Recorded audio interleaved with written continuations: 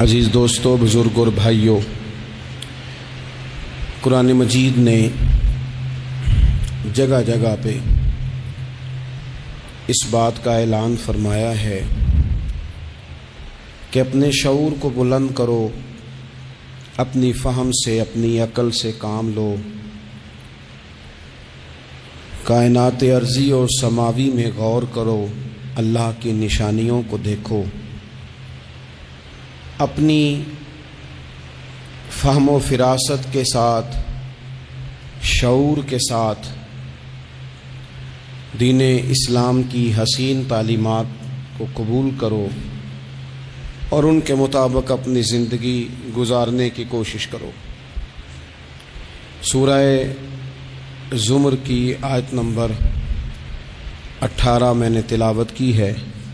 اللہ تعالیٰ نے فرمایا کہ الذین یستمعون القول، فرمایا وہ لوگ جو توجہ سے بات سنتے ہیں، کان لگا کے سنتے ہیں، فیتبعون احسنہ، اور پھر بہترین بات کی پیروی کرتے ہیں۔ پہلے تو سنتے غور کے ساتھ ہیں، پھر بہترین بات کی۔ اسلام کے اندر اجر و ثواب دو طرح کا ہے، ایک بہتر ہے، ایک بہترین ہے۔ آپ نے کسی سے قرض لینا ہو تو اس کو مہلت دینا بہتر ہے اور معاف کر دینا بہترین ہے۔ کسی شخص نے آپ کے ساتھ زیادتی کی ہو تو اتنی ہی زیادتی اس کے ساتھ کر لینا جائز ہے، لیکن اسے معاف کر دینا یہ بہترین ہے۔ تو فرمایا وہ پہلے کان لگا کے سنتے ہیں، پھر بہترین بات کی پیروی کرتے ہیں، ان میں سے جو زیادہ اچھی چیز ہے اس کے مطابق عمل کرتے ہیں۔ اولئک الذین ھداھم اللہ، یہی لوگ ہیں جنہیں اللہ نے ہدایت عطا فرمائی ہے۔ واولئک ھم اولو الالباب، اور فرمایا یہ لوگ عقل والے ہیں، یہی ہیں جنہیں اللہ نے ہدایت دی اور یہ صاحبان عقل ہیں۔ ایک دنیا کے اندر عقل وہ ہے جس کا لوگ بہت زیادہ استعمال کرتے ہیں، تو وہ عقل انہیں بعض اوقات گمراہی کی جانب لے جاتی ہے۔ اس عقل کی بات بھی اقبال نے کہی ہے، فرماتے ہیں کہ عقل عیار ہے، 100 بھیس بنا لیتی ہے۔ اس کے لیے عیار کا لفظ کہا، اور دوسرا پہلو دیکھیے عیار کے مقابلے میں لفظ کیا کہا۔ عقل عیار ہے، 100 بھیس بنا لیتی ہے، عشق بیچارہ۔ عقل عیار اور عشق بیچارہ، دیکھیں اس کے مقابلے میں جو جملہ دیا ہے، جو لفظ دیا ہے، یعنی لفظ عیار آپ جب بولتے ہیں عیار بڑا چلاک ہے، بڑا یار ہے، بڑا مکار ہے، تو زاویہ کیا بنتا ہے؟ اور جب آپ بیچارہ بولتے ہیں تو وہ بیچارہ۔ اب زاویہ دیکھیے کیا کھینچا، کہنے لگے عقل عیار ہے، 100 بھیس بنا لیتی ہے، عشق بیچارہ، نہ ملا ہے، نہ زاہد، نہ حکیم، یہ کچھ بھی نہیں، یہ بیچارہ کچھ بھی نہیں، بیچارہ جو ہوا۔ تو عقل کی طرف تو قرآن و سنت نے توجہ دلائی ہے، لیکن عقل سے مراد ہے فہم ہو، فراست ہو، حلم ہو، بردباری ہو، عاجزی ہو، غور فکر کرنے کا مزاج ہو، کسی چیز کو پورے شعور کے ساتھ بندہ قبول کرے۔ آج کل جن چیزوں کو لوگ عقل سمجھتے ہیں نا، وہ عقل نہیں ہے، وہ چالاکی ہے۔ آج کل لوگ عقل مند نہیں ہیں، چالاک ہیں۔ چالاکی اور چیز کا نام ہے، تیز تراری اور چیز کا نام ہے، عقل مند ہونا اور چیز کا نام ہے۔ یہ جو شطرنج کے ہیر پھیر سے لوگ دنیا چلاتے ہیں، یہ عقل مند نہیں ہوتے، یہ چالاک ہوتے ہیں۔ ہمارے ہاں ڈھیر سارے لوگ اپنی زندگی، اپنا گھر، اپنا کاروبار چالاکی سے چلاتے ہیں۔ چالاکیاں لمبی نہیں چلتی، ان کے پول کھل جاتے ہیں۔ تیزیاں لمبی نہیں چلتی، جلدی مکر واضح ہو جاتے ہیں۔ چالاک آدمی کے دوست نہیں ہوتے، آپ کسی کے ساتھ سیاست کے ساتھ زندگی گزار رہے ہیں تو وہ بھی آپ کے ساتھ سیاست ہی کر رہا ہے. جب آپ فہم کے ساتھ چلتے ہیں، فراست کے ساتھ. اب عقل کیا ہے؟ نبی پاک صلی اللہ تعالی علیہ وسلم نے فرمایا، کسی نے پوچھا یا رسول اللہ صلی اللہ علیہ وسلم بہترین مومن کون ہوتا ہے؟ تو نبی پاک علیہ الصلوۃ والسلام نے فرمایا جس کا اخلاق زیادہ اچھا ہو. تو یا رسول اللہ عقل مند کون ہوتا ہے؟ تو نبی پاک علیہ السلام نے فرمایا عقل مند وہ ہوتا ہے جو موت کو کثرت سے یاد کرے اور اپنی آخرت کی تیاری کرے. یہ عقل ہے، یہ شعور ہے. لیکن وہ چالاکی کے ساتھ دنیا داری میں بڑا اپنا نام بنا لے، بڑے پیسے جمع کر لے، بڑا جناب گھروندہ تیار کر لے، تو یہ چالاک ہے، عقل مند نہیں. فہم والے بنے، شعور والے بنے، اپنی زندگی فہم کے ساتھ گزاریں. آپ اپنے شعور کی بلندی کی طرف بڑھیں، اپنے بچوں کو تیز نہ کریں، چالاک نہ کریں. ایک درویش سے میری ملاقات ہوئی تو وہ بڑے بھولے بھالے تھے، ان کے بچے بھی بھولے بھالے تھے. تو میں نے سارے خاندان میں سب بھولے بھالے لوگ دیکھے. تو میں نے ان سے کہا کہ یہ کیا ماجرا ہے؟ تو کہنے لگے ہمارے دادا جی نے دعا کی تھی کہ یا اللہ میرے بچے چالاک نہ ہوں، یہ شاطر نہ ہوں، تیزیاں نہ کرنی آتی، یہ بھولے ہوں، درویش ہوں، سادہ ہوں. اولاد شعور تیز تراک ہو جائیں نا، چالاک شاطر ہو جائیں، تو وہ تو ماں باپ کو بھی روز کوئی نہ کوئی کہانی ہی سناتے ہیں. وہ تو اپنے دائیں بائیں بھی کوئی نہ کوئی نیا قصہ ہی بیان کرتے ہیں. عقل مند بنے، شعور والا انہیں بنائیں، انہیں اچھے برے کی تمیز سکھائیں. یعنی شعور، چلاک آدمی تو حلال حرام کی پرواہ نہیں کرتا، بس وہ دیکھتا ہے میں نے پارٹی کو قابو کیسے کرنا ہے. لیکن عقل مند وہ ہوتا ہے جو دیکھے کہ یہ میرے لیے جائز ہے کہ ناجائز ہے، محنت سے کام کرے، شعور سے کام کرے، لیکن لقمہ حرام کبھی اپنے گھر داخل نہ ہونے دے. یہ شعور ہے، یہ بلندی ہے.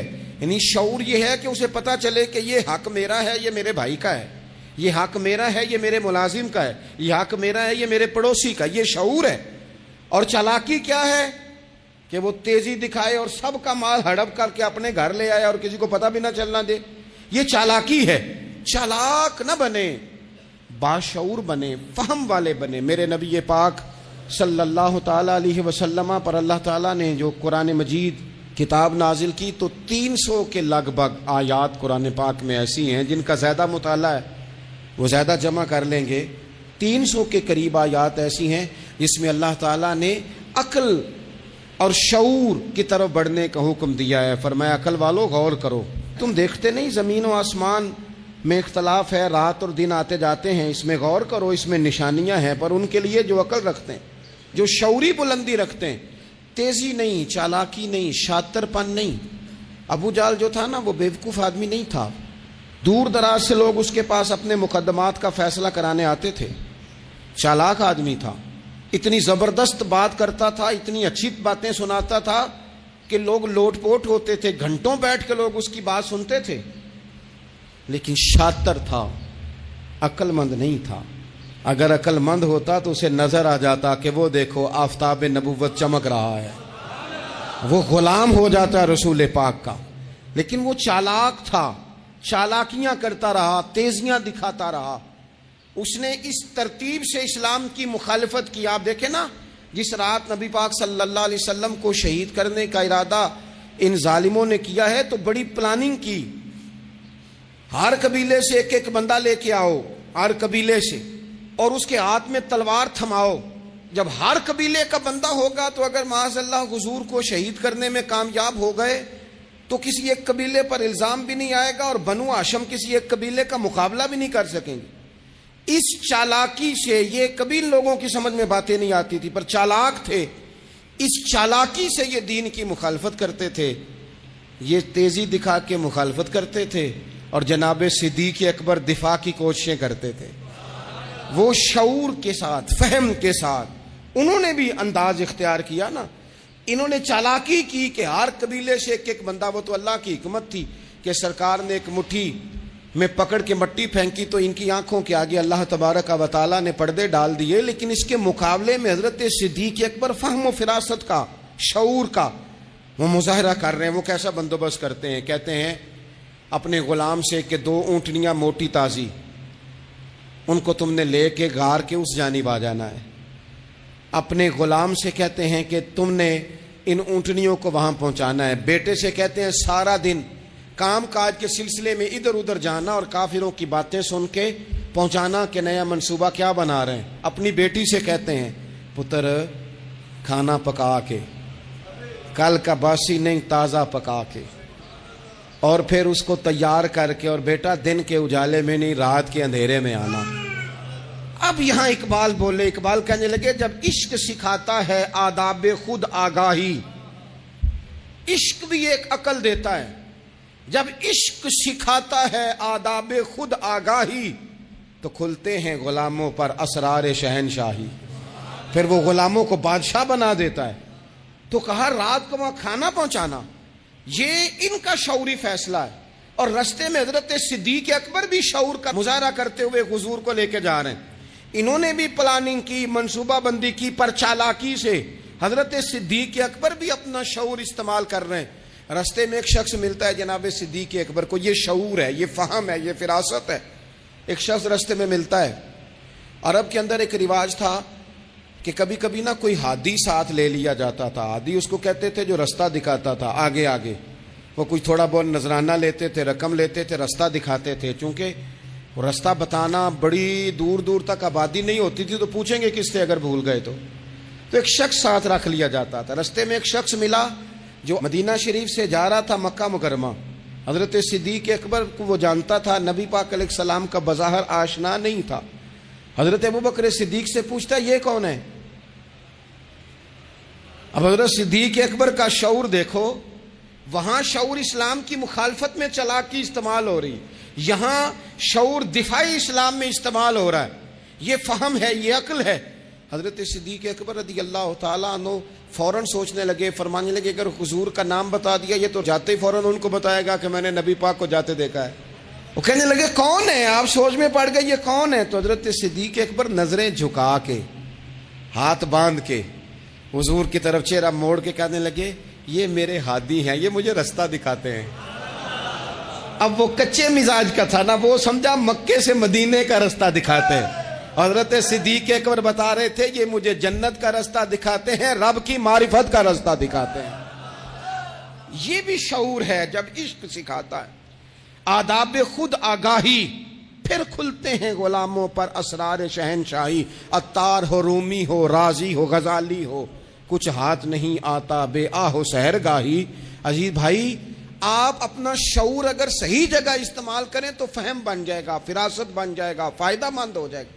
لیکن نہیں، چلاکی کی طرف لوگ بڑھنے لگے، پتے پھینکنے لگے، کہانیاں سنانے لگے. کون سا ایشو ہے جس کو آج اٹھایا جائے؟ کون سی بات ہے جس کا پراپوگنڈا کر کے اپنے آپ کو مشہور کیا جائے؟ کیا ہے جو سوسائٹی میں پھینکی جائے بات تو لوگ توجہ کریں گے ہماری سیاسی جماعت کی طرف؟ کیا اس طرح کا ماحول بنایا جائے؟ کس طرح کر کے پیچ و تاب کیا جائے؟ کس طرح کر کے لوگ توڑے جائیں؟ کس طرح بنائے جائیں؟ نہیں، اس طرح لوگ کمزور ہو جاتے ہیں. اس طرح شعور نہیں رہتا قوموں کے پاس. میرے نبی پاک صلی اللہ علیہ وسلم کے پاس عبد القیس کا وفد آیا تھا. تو جو عبد القیس ان کا سردار تھا، نبی پاک صلی اللہ تعالی علیہ وسلم کی خدمت میں جب وہ حاضر ہوئے، لاؤبالی فیصلے نہ کریں، فیصلے زندگی میں سوچ کے کریں. آپ کسی بھی چیز کے سربراہ ہیں، آپ مسجد کے صدر ہیں یا قبیلے والے آپ سے فیصلہ کراتے ہیں، یا آپ کسی جماعت کو لیڈ کرتے ہیں، یا خاندان والے آپ کو بڑا سمجھتے ہیں، یا کوئی آدمی آپ کو دینی تعارف سے پہچانتا ہے، تو فہم کے ساتھ، دانائی کے ساتھ، حکمت کے ساتھ آپ اس کو لے کے چلیں. نبی پاک صلی اللہ تعالی علیہ وسلم نے وفد عبد القیس کے سربراہ سے کہا تھا کہ تمہارے اندر 2 خصلتیں ہیں، 2 عادتیں تمہارے اندر ایسی ہیں جنہیں اللہ بڑا ہی پسند کرتا ہے. یا رسول اللہ کون کون سی؟ فرمایا کہ تو تم عقل والے ہو، اور دوسرا بردبار ہو، حلم والے ہو. تم جذباتی فیصلے نہیں کرتے، تمہارے اندر بردباری ہے، ٹھہراؤ ہے. یہ 2 باتیں، تمہاری سمجھداری اور تمہارا ٹھہراؤ، یہ اللہ کو بڑا ہی پسند ہے. بڑی جذباتی باتیں لوگ کرتے ہیں، بڑا گھروں کے اندر ماحول خوفناک ہو جاتا ہے، قبیلوں میں ماحول خوفناک ہو جاتا ہے، جماعتوں میں خوفناک ہو جاتا ہے. بڑے شعور کے ساتھ مسلمان کو آگے بڑھنے کی ضرورت ہے۔ یہ جو مسلمانوں نے فتح یابی حاصل کی ہے نا بڑی ساری جگہوں پہ، اللہ تبارک و تعالیٰ نے مسلمانوں کو کامیابیاں دیں۔ مسلمان اپنی تعداد کی قلت کے باوجود، اسلحے کی قلت کے باوجود بڑی جگہوں پہ کامیاب رہے۔ اللہ تبارک و تعالیٰ نے انہیں بڑا سارا نوازا۔ تو اس کے اندر بھی قرآن مجید کی سورہ انفال جب ہم دیکھتے ہیں تو اللہ تبارک و تعالیٰ نے وہاں ارشاد فرمایا کہ مسلمان 100 ہوتا ہے اور وہ صبر کرتا ہے تو وہ 200 کا مقابلہ کرتا ہے۔ 1000 ہوتا ہے وہ صبر کرتا ہے اور مقابلہ 2000 کا کرتا ہے مسلمان۔ کیوں بھلا؟ اس لیے کہ سورہ انفال میں رب فرماتے ہیں کافر وہ قوم ہے کہ قوم اللہ یعقلون، وہ قوم تو ہیں پر ان کے پاس عقل کوئی نہیں۔ وہ چڑھ دوڑتے ہیں کہ مار دیں گے، مر جائیں گے، آج انہیں ختم کر کے رہیں گے۔ وہ شعور کے ساتھ میدان میں نہیں آتے۔ لیکن نبی پاک صلی اللہ علیہ وسلم جب اپنے لوگوں کو لے کے جاتے تھے، حضور انہیں سمجھاتے تھے، صف بندی کرتے تھے۔ نبی پاک علیہ الصلوۃ والسلام ایک طریقہ بتاتے تھے کہ جھنڈا تمہارے ہاتھ میں رہے گا، اگر یہ آدمی شہید ہو جائے تو جھنڈا بھائی مدد اللہ کی ہے، لیکن حکمت کے تقاضے سارے پورے کیے جائیں، وہ سارے کام کیے جائیں جو وقت کے تقاضوں کی ضرورت کے مطابق ہوں۔ رسول پاک صلی اللہ علیہ وسلم ان کو بتایا کرتے تھے کہ تم نے اس درے پہ ڈیوٹی کرنی ہے، کوئی نیچے نہ اترے جب تک ہم نہ کہیں، تم یہاں کھڑے رہو۔ ایک آدمی کو پیچھے رکھتے تھے، تم نے قافلے کے بالکل پیچھے آنا ہے، اگر کسی کا سامان گر جائے، کوئی اونٹ پیچھے رہ جائے، کوئی مسئلہ ہو جائے، تمہیں پتا ہو۔ شعور کے ساتھ، بالیدگی کے ساتھ بیٹھ کر، عقل کے ساتھ، فہم کے ساتھ۔ ہمارے پاس بہت سارے لوگ آتے ہیں، بڑی بڑی جذباتی باتیں بتاتے ہیں، اس طرح بھی کر دیں، اس طرح بھی کر لیں، آپ لوگوں کو یہ بھی بتائیں۔ بڑے بڑے رکے آتے ہیں، بڑی بڑی باتیں سخت لوگ کرنے کا کہتے ہیں، ایسی کی تیسی کر دیں آپ۔ تو ہمیں پتہ ہے، چلیں تھوڑا سا کتاب و سنت اپنی نظر سے صحیح، تھوڑے علم سے صحیح، پر ہمیں بھی تھوڑا سا پتہ ہے۔ تو میں بہت سارے دوستوں کو کہا کرتا ہوں کہ او بھائی چلو ٹھیک ہے، سخت بات نہیں کرتے، جلال میں نہیں آتے، پر اس کا یہ مطلب تو نہیں نا کہ ہمیں پتہ نہیں کسی بات کا۔ وہ بعض سیاسی لوگ آتے ہیں تو آ کے کہتے ہیں جناب حضرت یہ ہو گیا، فلانے نے یہ کر دیا، فلانے نے یہ کر دیا، تو کئی دفعہ ان پر ہنسی آتی ہے کہ ہمیں سمجھانے آئے ہو، ہمیں سمجھانے آئے ہو۔ او پائی اٹ سٹ تے پکھڑا کوار گندا لسی اور بھی بوٹیاں جاننے آ۔ بات نہ کریں تو بات الگ ہے، اخلاق اجازت نہیں دیتا، بہت ساری باتوں کا جواب دیا نہیں جا سکتا، لیکن آپ کیا سمجھتے ہیں سامنے والا بیوقوف ہے، آپ جو کہیں گے وہ قبول کر لے گا؟ اپنی زندگی میں کبھی بھی جذباتی ہو کر فوراً فیصلہ نہ کریں، کبھی زندگی کے اندر تھوڑا سا چیزوں کو ٹھنڈا کریں، شعور پیدا کریں، آپ فہم پیدا کریں، آپ کوئی ایسا کام کریں جس میں آپ محسوس کریں کہ یہ فیصلہ عقل والا ہے۔ میرے نبی پاک صلی اللہ تعالی علیہ وسلم بھولے بھالے لوگوں سے بھی پیار کرتے۔ حضور کے پاس ایک دیوانی بی بی آئی، دیوانی، اس کے علاقے والے کہتے تھے کہ اس کا تو ذہنی توازن ٹھیک نہیں، لیکن اس نے کہا یا رسول اللہ میری بات سنیں، تو حضور نے اس کی بھی بات سنی۔ نبی پاک پیار کرتے، لیکن آپ کو پتہ ہے کہ رسول پاک صلی اللہ تعالی علیہ وسلم نے ایک اور بات بھی ارشاد فرمائی ہے جو صحیح مسلم میں موجود ہے، سنن ابو داؤد شریف میں موجود ہے۔ حضور جب نماز کی صفیں بناتے نا تو فرماتے میرے قریب قریب وہ لوگ کھڑے ہوا کرو جو عقل مند ہو، جو شعور والے لوگ ہو وہ میرے قریب قریب رہا کرو، باشعور لوگ۔ اور پھر فرمایا جو ان سے زیادہ شعور رکھتے ہیں وہ تھوڑے پیچھے، جو ان سے کم شعور رکھتے ہیں وہ اس سے پیچھے، جو اس سے کم شعور رکھتے، میرے قریب شعور والے لوگ ہوں۔ یعنی محبوب سب کے نبی ہیں، لیکن حضور اپنے قریب ان لوگوں کو بٹھاتے جن کا فہم مضبوط ہوتا۔ اسی لیے حضرت مولا علی شیر خدا رضی اللہ تعالیٰ عنہ فرمایا کرتے تھے وہ بندہ دنیا میں کبھی نہیں ٹوٹتا جس کے مشیر اچھے ہوں۔ ہمارے آج کل مشیر نہیں ہوتے، ہمارے خوش آمدی ہوتے ہیں، ہمارے وہ ہوتے ہیں جو ہمیں بلے بلے کہیں، ہمارے وہ ہوتے ہیں جو ہمیں کہیں کیا بات ہے، سبزہ سارا ہی سبز ہے باہر، اور ہم اتنی طاقت نہیں رکھتے کہ ہم تصویر کا دوسرا رخ بھی دیکھیں۔ تو اللہ کے رسول نے شعور کو سپورٹ کیا، عقل کو سپورٹ کیا، فہم و فراست کو سپورٹ کیا، فرمایا میرے قریب قریب۔ دیکھیں نا علماء نے ایک معنی یہ بھی اس کا بیان کیا ہے کہ جب کوئی باشعور آدمی قریب ہوتا ہے تو نماز میں کبھی لقمہ دینا پڑ جاتا ہے، کبھی بتانا پڑ جاتا ہے، کبھی کسی وقت امام کا وضو ٹوٹتا ہے، اسے پیچھے جانا پڑ جاتا ہے. تو باشعور لوگ ہوں گے جب قریب تو حالات اور ہوں گے. اللہ کے رسول صلی اللہ تعالی علیہ وسلم باشعور لوگوں کو قریب رکھتے, شعور کی بات آگے پھیلاتے. میں بڑے عرصے سے یہ بات کر رہا ہوں, آج پھر کرتا ہوں. دینی ماحول کے اندر باشعور لوگوں کی بڑی ضرورت ہے, بصیرت افروز لوگوں کی بڑی ضرورت ہے, جن کے حافظے قوی ہوں ان کی بڑی ضرورت ہے. اکثر ایسا ہوا کہ ایسے لوگوں کو لا کر دیا گیا, ایسے لوگ بٹھائے گئے جو شعوری طور پر بالکل ناپختہ تھے. دیکھیں ہر آدمی ہر جگہ پہنچ نہیں سکتا, کچھ لوگ کند ذہن ہوتے ہیں, کوئی کام بھی نہیں کر پاتے. تو زبردستی جبر کرنا, کسے مولوی بنانا ہے, اسے مولوی بنانا ہے, اسے حافظ ہی بنانا ہے, بھائی وہ بیچارہ نہیں اتنا شعور رکھتا. آپ کوئی ذہین فتین لوگ لے کے آئیں, باشعور لوگ لے کے آئیں جو سوسائٹی میں کچھ سمجھ بوجھ رکھنے کی صلاحیت رکھتے ہوں. وہ جب دین کو پڑھیں گے اور دین کو آگے پھیلائیں گے تو کچھ تقاضے سمجھ کر آگے پھیلائیں گے. آپ دیکھیے میرے نبی پاک صلی اللہ تعالی علیہ وسلم کے صحابہ کا شعور کتنا بلند تھا. حضرت زید بن ثابت رضی اللہ تعالیٰ عنہ کے ذمے لگایا حضرت ابو بکر صدیق نے قرآن پاک کو جمع کرنا. فرمایا آپ صحابہ کرام سے لے کے جن کے پاس تھوڑا تھوڑا قرآن پاک ہے آپ جمع کریں, آپ لا کے اسے جمع کریں. اور وجہ اس کی یہ ہے کہ ایک تو آپ نبی پاک کے دور میں بھی قرآن پاک کی وحی لکھتے تھے, اور دوسری بات یہ ہے کہ آپ جوان بھی ہیں اور عقل مند بھی ہیں, لہٰذا آپ سے ہم نفع لینا چاہتے ہیں. باقاعدہ لفظ کے حضرت صدیق اکبر کہ چونکہ باشعور آدمی ہیں, فہم والے ہیں, لہذا آپ سے یہ کام لینا ہے. میں شکوہ نہیں کرتا,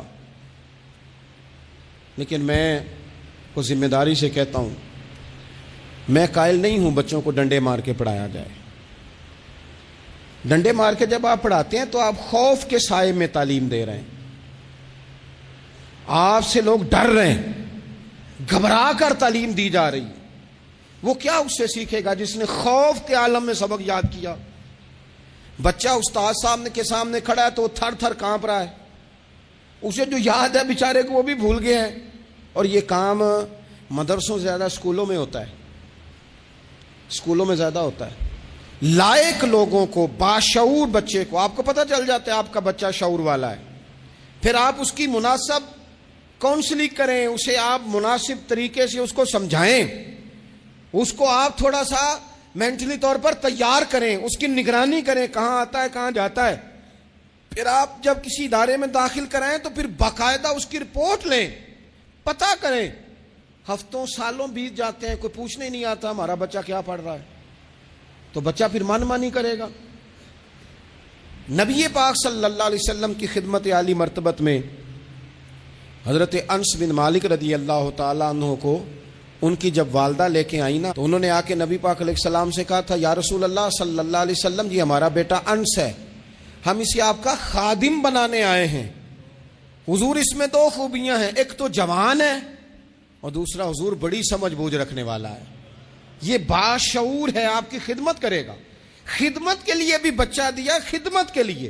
حضرت انس بن مالک حضور کی خدمت کرتے رہے, ڈیوٹی کرتے تھے. وہ نبی پاک کے گھر میں چھوٹے تھے, کام کاج کرتے تھے, حضور کسی کو بلانے بھیج دیتے, ازواج مطہرات کوئی کام کر دیتی. فرماتے میں آیا تو تھا خدمت کرنے, لیکن باشعور تھا, فہم والا تھا, کام بھی کرتا رہتا اور مدینے والے کی حدیثیں بھی یاد کرتا رہتا. سینکڑوں حدیثوں کا خزانہ حضرت انس بن مالک نے امت کو دیا ہے. وہ کام کرتے تھے لیکن باشعور تھے نا, تو اپنے شعور کی بلندی کی بنیاد پر کام کرتے کرتے انہوں نے دین سیکھ لیا اور سیکھ کر امت کو اتنا بڑا خزانہ دیا. لیکن اگر آپ جاہل آدمی لے آئیں, وہ جھڈ آدمی لے آئیں جس کا ذہن بالکل بند ہے, اس کو آپ لا کے بٹھا دیں تو سند کئی دفعہ ملی جاتی ہے. اعلیٰ حضرت بریلوی سے کسی نے کہا تھا عالم کے لیے سند ضروری ہے, فرمایا نہیں, عالم کے لیے علم ضروری ہے. فرمانے لگے سند یافتہ تو جاہل بھی کئی دیکھے. تو باشعور بنے اپنی زندگی میں, علم کے ساتھ, بردباری کے ساتھ, معاملہ فہمی کے ساتھ اپنی زندگی میں آگے بڑھیں. جذباتی فیصلے نہ کریں, جلدی سے ایموشنل نہ ہو جائیں. کوئی شخص آپ کو کسی جگہ آ کے فٹافٹ گڑبڑ کرنے کی کوشش کرے تو بڑی جلدی اس بندے کے بہکاوے میں نہ آئیں. کوئی کسی کے بارے میں خبر بریک کرے تو فٹافٹ اس خبر کا شکار نہ ہو. کوئی سیاسی آدمی آپ کو سبز باغ دکھانا شروع کرے تو تھوڑا سا شعور ہو آپ کے اندر، تھوڑا سا فہم ہو. آپ ذرا ان نعروں کو دیکھو تو صحیح، آپ کو کون سا نعرہ دیا جا رہا ہے. میں ہمیشہ یہ کہتا ہوں دوستوں سے کہ آپ ہمیشہ سے انہی نعروں پر آپ ووٹ دیتے جا رہے ہیں، انہی چیزوں پر آپ ووٹ دیتے جا رہے ہیں، انہی باتوں پر. زمانہ کہاں چلا گیا، دور college, university, science, technology, computer, دنیا کہاں نکل گئی. اور آج بھی آپ کو کہا جاتا ہے کہ مجھے ووٹ دو، میں سڑک پکی کرا دوں گا. آپ کم از کم اتنا تو کہیں کہ یار ہم اس گلی کے اندر 20 گھر رہتے ہیں تو ہم تھوڑے تھوڑے پیسے ڈال کے گلی خود پکی کرا دیں گے. آپ ہمیں قانون کی بالادستی جو ہے وہ معاشرے کے اندر پکی کر کے دیں. آپ ہمیں یہ بتائیں کہ یونیورسٹیاں کتنی بنائیں، آپ ہمیں یہ بتائیں کہ ہسپتالوں میں نظام کس طرح کا ہے، صحت اور تعلیم میں معیار ہمارا کیا ہے. ابھی تک وہی معاملہ، یعنی میں نے یہاں تک دیکھا ہے، آپ نے ناراض نہیں ہونا، یہاں تک دیکھا ہے کہ میں قبرستان کے لیے جگہ لے دیتا ہوں، مجھے ووٹ دے دو. چھوڑ دو یار یہ کام. اگر ہمیں جینے کے لیے جگہ ملے گی تو مر جانے کے بعد کے لیے بھی ملے گی. اس سے تھوڑا باہر اٹھ کے سوچو کیا کن چکروں میں ہم پڑ گئے. اپنی زندگی بالیدگی والی، پختگی والی بنائیں. آپ جب شعوری طور پر پختہ ہو جائیں گے پھر اللہ تعالیٰ آپ سے بہتر فیصلے کرائے گا، پھر آپ آگے بڑھیں گے. آپ اور میں، ہماری آنے والی نسل تیز تو ہو رہی ہے، باشعور نہیں ہو رہی. ان کے اندر پیسے کمانے کی مشین بننے کا جذبہ تو ہے لیکن تعمیر شخصیت کا کوئی کمال نہیں. لوگ غرض مند تو بہت زیادہ ہیں، درد مند نہیں.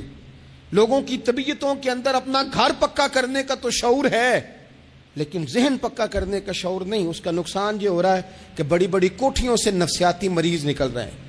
بڑے بڑے مالدار لوگ ایسے ہیں کہ جن کے پاس چونکہ سارا دن جھوٹ بول کے گزارا ہے، سارا دن شو کرنے کا شوق ہے، سارا کچھ دکھانے کا شوق ہے، ان کے پاس سارا کچھ تو موجود ہے لیکن قرار کی نیند نہیں، مسلح کا ذوق نہیں. میں اکثر کہتا ہوں کم سونا ہی بیماری نہیں، زیادہ سونا بھی بیماری ہے. کم کھانا ہی تکلیف کا باعث نہیں، زیادہ کھانا بھی بڑی آزمائش کا باعث. اور میرے بھائی، اقبال جیسے لوگ رو پڑے، کہنے لگے بیوقوف ہونا ہی مسئلہ نہیں، زیادہ چالاک ہونا بھی بڑا ہی مسئلہ ہے. رو کے کہنے لگے عقل کی گتھیاں سلجھا چکا ہوں، خرد کی گتھیاں سلجھا چکا ہوں. یا رب مجھے صاحب جنوں کر دے، یا اللہ مجھے کوئی ذوق بھی دے دے، کوئی میرے اندر درد بھی پیدا کر دے، کوئی مجھے محبت بھی دے دے. عقل ہی عقل رہ گئی. میرے بھائی، باشعور، حلیمی، بردباری، ٹھہراؤ، مزاجوں کے اندر قرار. جلدی ہے ہمارے بچوں کو، جلدی ہے انہیں آگے بڑھنے کی. یہ چور دروازے ڈھونڈتے ہیں، یہ ابھی پوری طرح بولنا نہیں آتا تو یہ اپنے پیج بنانا چاہتے ہیں، یہ اپنے چینل قائم کرنا چاہتے ہیں. ہر بندہ ہے جو کہتا ہے میری سن کے جیو، میری مرضی کے مطابق اپنے معاملات کو ترتیب دو، میں جس طرح کہتا ہوں وہ بات زیادہ اہم ہے. تھوڑا سا غور کریں، تھوڑا سا زندگی کے اندر اپنی فہم سے کام لیں، تھوڑی فراست آگے کی طرف لے کے جائیں. میرے رسول پاک علیہ السلام نے فرمایا جس سے اللہ بھلائی کا ارادہ کرتا ہے اسے دین کی سمجھ عطا فرما دیتا ہے، اسے سمجھ عطا کرتا ہے اللہ تعالیٰ دین کی.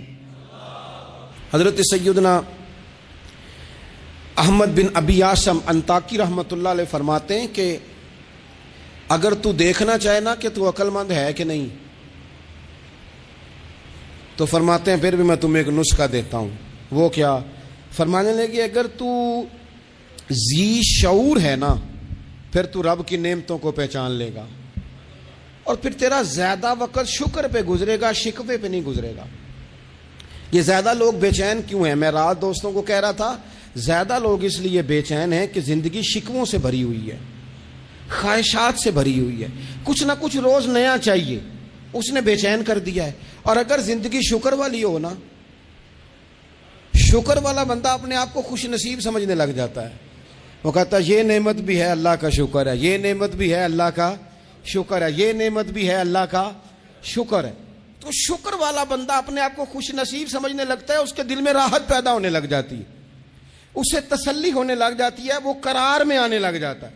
اور جو خواہشات، بکھری ہوئی خواہشات، بکھرے ہوئے جذبات، یہ بھی چاہیے، وہ رہ گیا، یہ نہیں ملا، وہ نہیں ملا، ہمیں ہر چیز من پسند چاہیے، بندہ پریشان ہو جاتا ہے. اللہ تبارک و تعالی مجھے اور آپ کو عمل کی توفیق عطا فرمائے.